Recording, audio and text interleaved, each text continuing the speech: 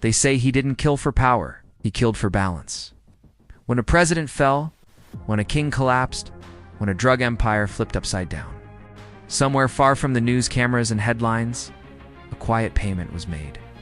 And someone always whispered the name Kadro Valen. He was not raised by warlords or trained by militaries.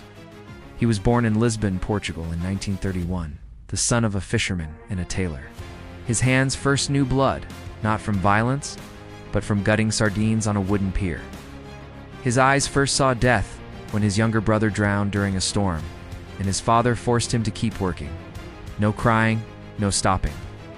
Life doesn't pause for grief. He learned early that weakness was not punished, it was consumed. At age 14, he disappeared. Some say he stowed away on a Spanish cargo ship. Others say he was taken by a foreign intelligence recruiter. Either way, by the time he resurfaced in 1951, he had a new identity, fluent in 5 languages, and knew how to dismantle a rifle blindfolded. He had no fingerprints, no past, just a name and a service to sell. At first, they thought he was just another contract killer. Quiet, efficient. He took a job in Morocco, assassinated a French colonial officer in Rabi without firing a shot. The man died of heart failure during a diplomatic dinner. No witnesses, no poison detected. But the wine bottle was traced back to a rare Portuguese vintage, the same vintage Kadro's father had once bottled. It was a message, not to the target. To the client, you are not paying me to kill, you are paying me to control the message. In 1956, during the chaos of the Suez Crisis, a young Egyptian general named Khalid Mahmoud hired Kadro to remove a British informant inside their cabinet. Instead, Kadro orchestrated the man's public suicide, complete with a planted confession letter and camera crew. The public believed it. The world moved on. And Kadro's price tripled overnight. He didn't need a crew.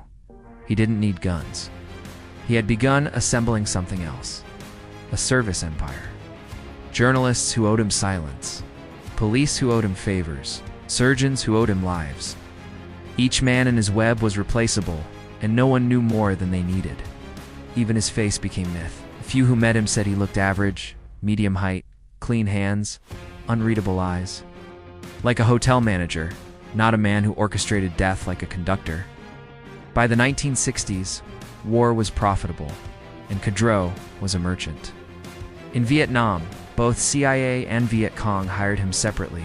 He accepted both jobs, but fulfilled neither. Instead, he planted disinformation on both sides, exposing secondary targets and letting chaos eat them from within.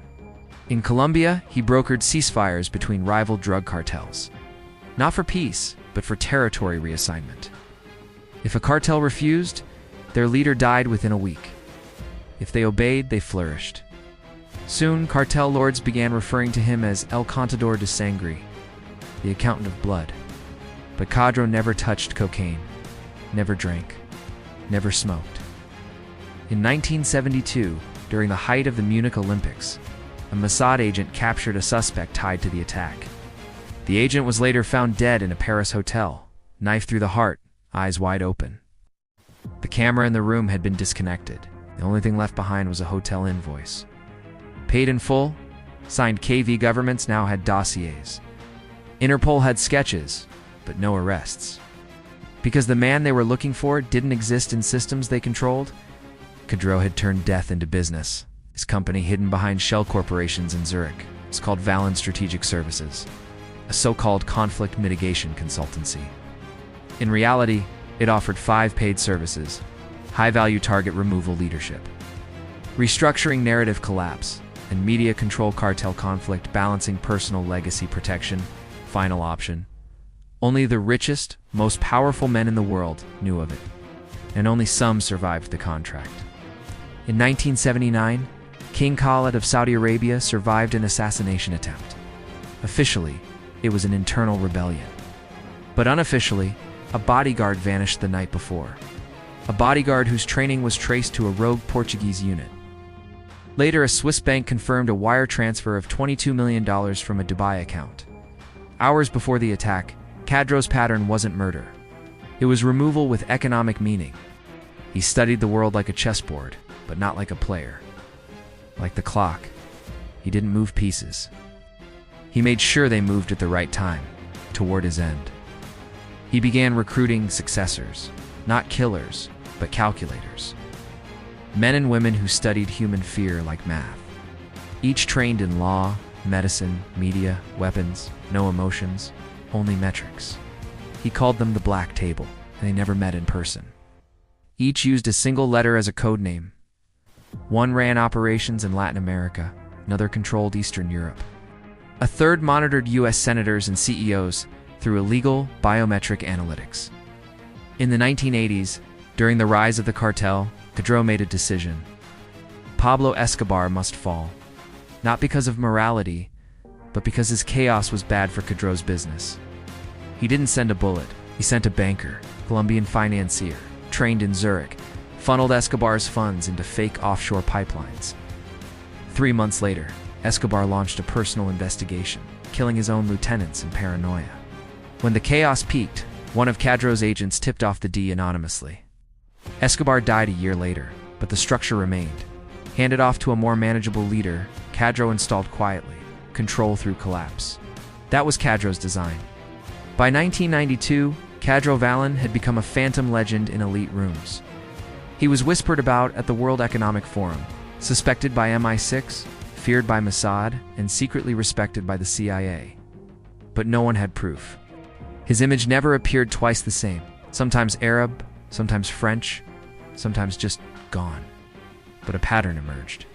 Whenever a figure rose too fast or threatened the balance, they vanished. An African warlord drowned in a hotel pool in Geneva. A tech CEO died in a car crash outside Tokyo. Brakes failed. A Russian journalist had a stroke on live TV after investigating arms deals. None of it proven, all of it known, and always. It's somewhere deep in the banking networks, a wire trace led to Valen's strategic services. But Kadro didn't leave messes.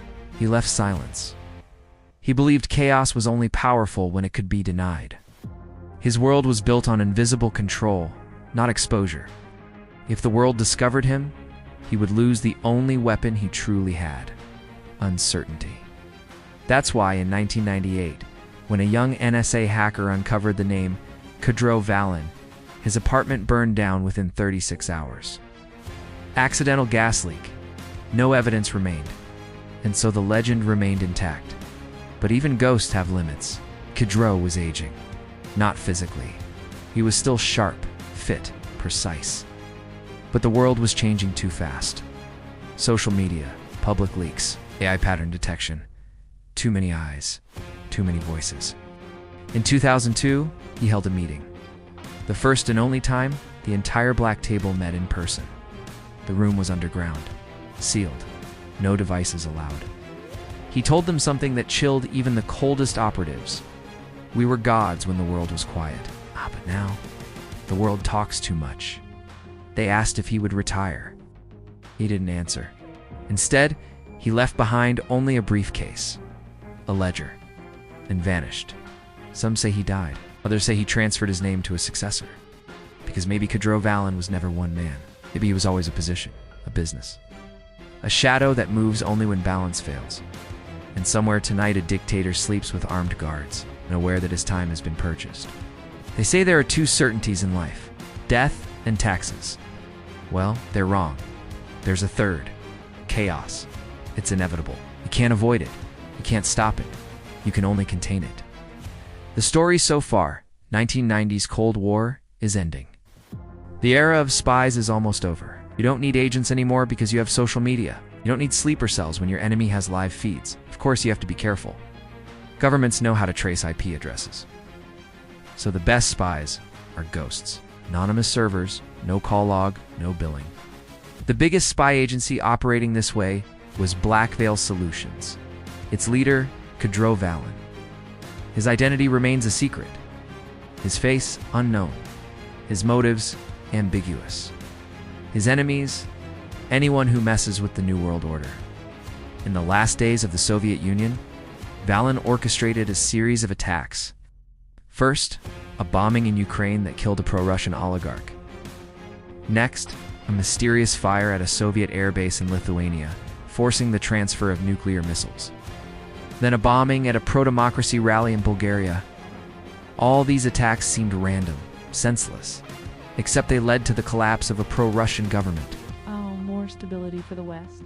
More chaos for Russia. After that, it was the dirty work. In 2000, Valen sent a letter to Vladimir Putin, basically threatening war unless he leaves politics. A few days later, the Prime Minister of Malaysia vanished. Nobody knows what happened to him. But Valen sent another letter basically saying, "We did it, and we'll do it to you too." Of course, nobody believed it. Who is this guy? Where is he even? Turns out nowhere. Valen doesn't have a home. He lives inside servers, virtual private networks, front companies. You cannot trace him, arrest him, kill him. Because if you find where he is, he's already gone. The only proof of his existence is the chaos he leaves behind. In 2003, a coup in Honduras, another in Venezuela. In 2005, a conflict between Serbia and Montenegro. In 2007, a terrorist attack in London. It took years to find the culprit. And when they did, they found nothing. Just a single black coin with a crow embossed on it. Valen's calling card. But why all this? What does he even gain? The answer might surprise you. Valen doesn't take sides. He takes payments. His clients are dictators and democracy advocates, corrupt billionaires and activists, even governments. Anyone who pays him and meets his terms, which is silence. Once he does the job, he vanishes, leaving no evidence, no witnesses, no paper trail.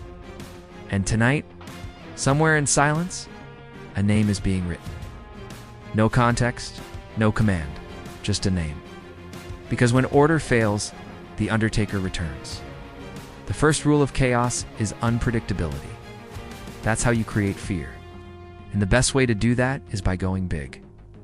So Valen started small, targeting individuals, made them vanish, disappear, gone without a trace. Politicians, activists, journalists, businessmen, even celebrities. For example, in 2008, 41-year-old Nigerian banker named Bart Ibu was found dead in his hotel room in South Africa. The official cause of death, heart failure, but the local police suspected something else, foul play. And they weren't the only ones. Ibu was involved in a controversial deal, selling 1 million barrels of oil to Israel, and he had a lot of enemies. Well, Valen was one of them. He used a simple method, a combination of a lethal injection and a setup to make it look like a heart attack. It's almost impossible to detect unless you're a trained medical examiner. And even then, you wouldn't find any evidence because Valen cleans up. He leaves no fingerprints, no DNA, no witnesses. If you want to vanish, you need to understand two things: leverage and anonymity. Leverage is everything that connects you to the physical world: phone calls, bank statements, internet history. Anonymity is what hides your true identity: fake IDs, burner phones, cash transactions. Valen uses both to his advantage. He targets people with leverage, high officials, wealthy businessmen, and then he cuts their heads off, severs all ties, makes them ghosts. For example, in 2010, a billionaire named Miguel Rodriguez lived in Colombia. He owned banks, supermarkets, even the national soccer team. But he had a problem. His business was expanding, but his authority wasn't.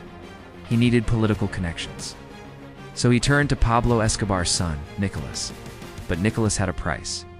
He demanded shares in all of Miguel's businesses. Miguel agreed and soon regretted it. Nicolas was a liability. He attracted unwanted attention from rival cartels and authorities. So Miguel decided to get rid of him. Again, enter Valen. He made Nicolas vanish, not with violence, but with anonymity. He bought all of Nicolas's assets, paid off all his debts, and erased all traces of his existence. Now, Nicolas lives as John Smith, a low-level clerk in Iowa. And Valen made sure nobody connects the dots. The second rule of chaos is redundancy. Have backups, alternative routes, contingency plans. Because if one thing fails, you have a second chance. The best way to do that is by building systems. Valen's most ambitious project was Project Phoenix. It targeted 5 major infrastructure sectors: banking, energy, transportation, communications, and government. For each sector, he created a sleeper cell, a team of operatives waiting for the signal to strike. Their mission: cripple the country's infrastructure and cause maximum chaos. For example, in the banking sector, they hacked into the Federal Reserve's central database, injecting false information into the system. This caused panic among investors, leading to a stock market crash. Meanwhile, the energy sector cell sabotaged the electrical grid, plunging major cities into darkness. As people struggled to cope, the transportation cell disrupted air traffic, stranding millions of travelers. This went on for weeks, paralyzing the country and destabilizing the economy. Then Valen pulled the plug, shut down the project, and restored order, leaving behind a note that read, "Chaos isn't a crime, it's a commodity. Price it accordingly." That was his calling card, a symbol of his presence, a reminder of his power. It's hard to miss, but it's almost impossible to connect the dots. The third rule of chaos is adaptation. Be ready to change course, pivot, improvise, because if one strategy fails, you have a second weapon. And the best way to do that is to learn from others. Enter Simon Cowrie. He's a former soldier, a trained sniper.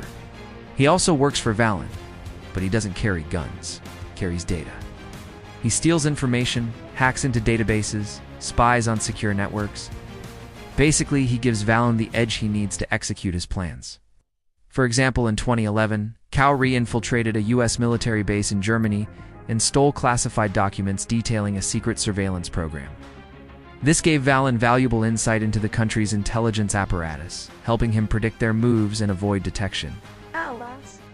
He's a former KGB agent, a master of disguise, can assume any identity, infiltrate any organization, leaves Valen's eyes and ears on the ground.